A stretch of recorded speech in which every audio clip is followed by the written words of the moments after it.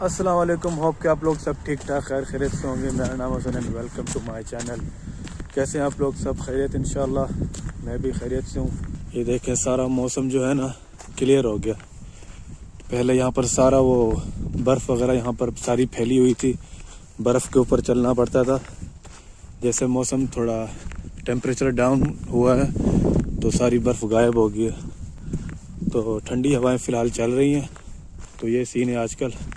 تو بھائی لوگ امید ہے سب خیریت سے ہوں گے. اور آج کا ولاگ کا سین یہ ہے، میں جا رہا ہوں ورثہ سٹی کیوں وہاں پر جو مسجد ہے جمعے کی نماز پڑھنے کے لیے. اور ایک اور بات یہ بتانا چاہیے آپ لوگوں کو کہ لوگوں کو کچھ سوال ہے کہ ایز اے بینگ مسلم یہاں پر کس طرح سروائیو کرنا ہے، کس طرح کام ہے، کس طرح حلال گروسری ہے.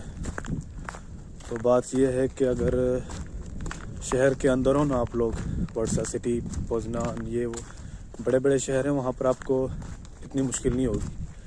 جس طرح اگر میں شہر سے آدھا گھنٹہ دور ہوں تو مجھے گروسری کرنے کے لیے مجھے جانا پڑتا ہے. لیکن کچھ چیزیں ہیں جو ہم لوگ کھا سکتے ہیں، جس طرح یہاں پر ہم لوگ سروائیو کس طرح کریں. چاول، دال چاول، لوبیا، راجمہ، تو پاستا، مکس سبزی.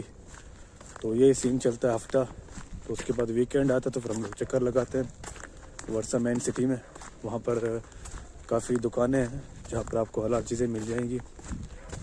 تو یہاں پر اکثر یعنی جو کباب ہے نا، کباب، ڈونر، شورما وغیرہ جو ملتا ہے یہاں پر، اکثر یہ مسلمان لوگوں کا ہی ہے. کیونکہ وہاں پر جو پہنچاتے ہیں سامان سارا اکثر ترکی کے ہوتے ہیں، انڈین، بنگالی، اپنے لوگوں نے کھولا ہوا ہے. تو باہر سے کھانے کے لیے یہ چیزیں ہوتی ہیں. اور حلال ہوٹل بھی مل جاتے ہیں لیکن مین سٹی میں. باہر ویسے بھی ہم لوگ کم کھاتے ہیں کیونکہ کھانا بہت مہنگا پڑ جاتا ہے. باقی گھر میں بناتے ہیں وہ سستا اور ٹکا ہوتا ہے. تو یہ اپڈیٹ ہے فی الحال کی. تو آج میں جا رہا ہوں مسجد کے لیے. آج کام سے چھٹی کی ہوئی ہے. کام سے چھٹی کرنے کی بھی وجہ ہے، وہ کبھی نیکسٹ ولاگ میں بتاؤں گا. تو ابھی جمعہ کے لیے جا رہا ہوں. مسجد کا بھی پرابلم ہے یہاں پر. آپ لوگوں کو جیسے پتہ ہے کہ یہاں پر as a naan Muslim countries ہیں یہاں پر، پورا یورپ ہی. تو مسجد کا پرابلم ہے یہاں پر.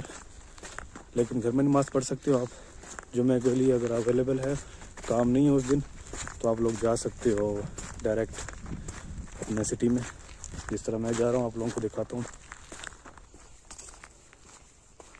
یہ ساری بطخیں اڑ رہی ہیں یہاں پر. جہاں پر میری لوکیشن ہے وہاں سے تقریباً ورثہ سٹی تقریباً آدھا گھنٹہ دور ہے. اور اس کے لیے مجھے تقریباً 4 بسیں چینج کرنی پڑیں گی. 4 بسوں کے بعد پھر جا کے میں وہاں پہنچوں گا. اللہ کرے ٹائم پر پہنچ جاؤں. تو فی الحال بس اسٹاپ میں کھڑا ہوں، ویٹ کر رہا ہوں بس کا. ابھی یہاں پر آیا ہوں. یہاں پر جمعہ کی نماز پڑھی لوگوں نے، کافی رش ہے. مسلمان بھائی ہیں یہاں پر سارے.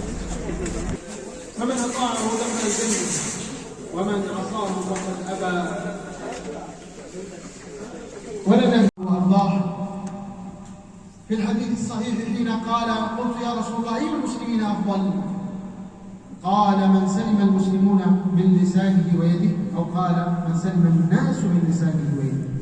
من يحب يبقى إن شاء الله يكسب صلاة الجمعة. هذا أمر صدقة فالمخ.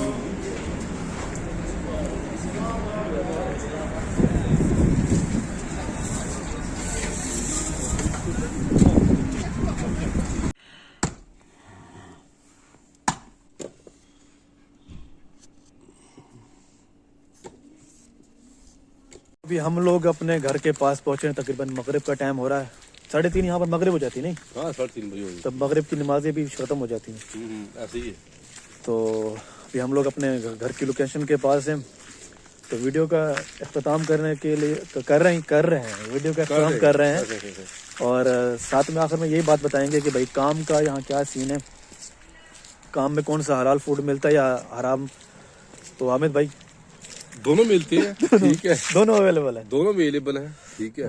لیکن یہ ہم چوز کرتے ہیں ایز اے سوپ، اور ہم چوز کرتے ہیں ویجیٹیبل اور چکن، ٹھیک ہے. ہم دوسرا جو ہوتا ہے جسے پورک بولتے ہیں یہاں پہ، سور، یہاں پہ پولیس میں بولتے ہیں پورک. हम वो नहीं खाते।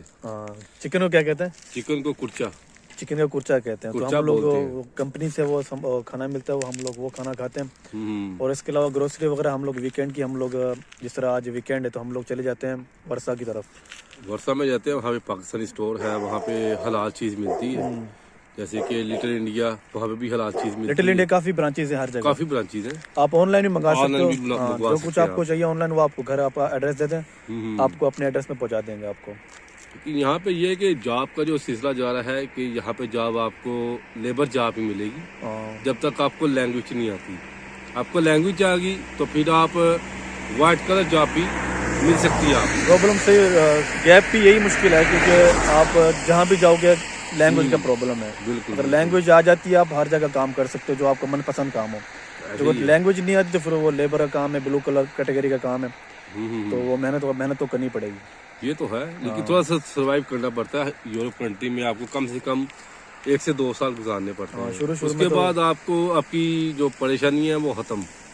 इवन हर जगह आप जहाँ भी नए जगह पर जाते हो तो वहाँ पर 1-2 साल तो लग जाते हैं। लेकिन यहाँ पे ये कि आप मंथली जो है वो अपना खर्चा निकाल के सब कुछ टैक्स वगैरह और अकोमोडेशन का खर्चा निकाल के आप 4,000-5,000 रोटी कमा सकते हो।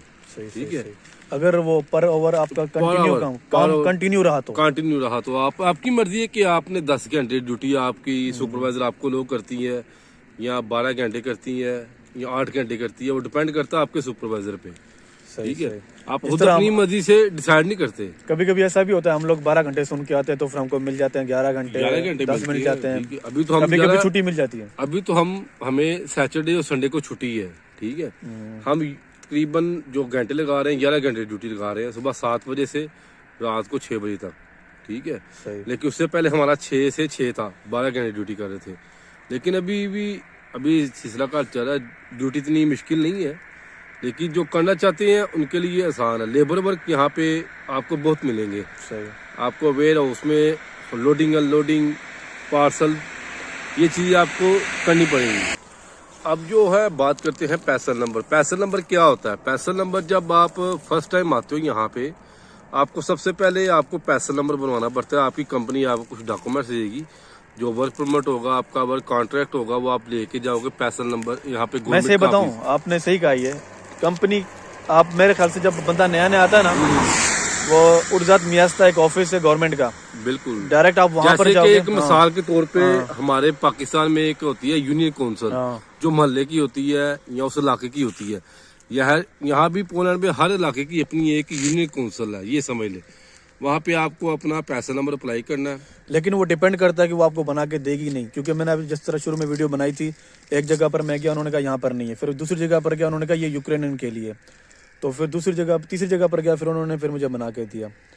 तो और पैसा नंबर लेके आप उसी दिन भी अपना बैंक अकाउंट ओपन कर सकते हो। बैंक अकाउंट बना सकते हो। जो आपके पास वर्क परमिट, जिस वर्क परमिट पे आया वो वर्क परमिट शो करा, वो बन जाएगा। ऐसे एक दिन में आपका बैंक अकाउंट बनेगा। और आप एक दिन जो मेरा आया था, क्या नाम लेते हैं, ATM कार्ड, वो मेरा 1 वीक में आया था। ठीक है, अब हुसैन भाई ने भी अप्लाई किया हुआ, लेकिन अभी तक इनके पास ATM कार्ड नहीं आया, लेकिन अकाउंट इनका एक्टिव हो चुका है। अकाउंट मेरा चल रहा है, मैं ऑनलाइन ट्रांजैक्शन वगैरह कर रहा हूँ, लेकिन कार्ड अभी तक मेरे पास नहीं पहुँचा, क्योंकि मैंने एक दोस्त का एड्रेस दिया हुआ है, उसने अभी तक कार्ड नहीं आया।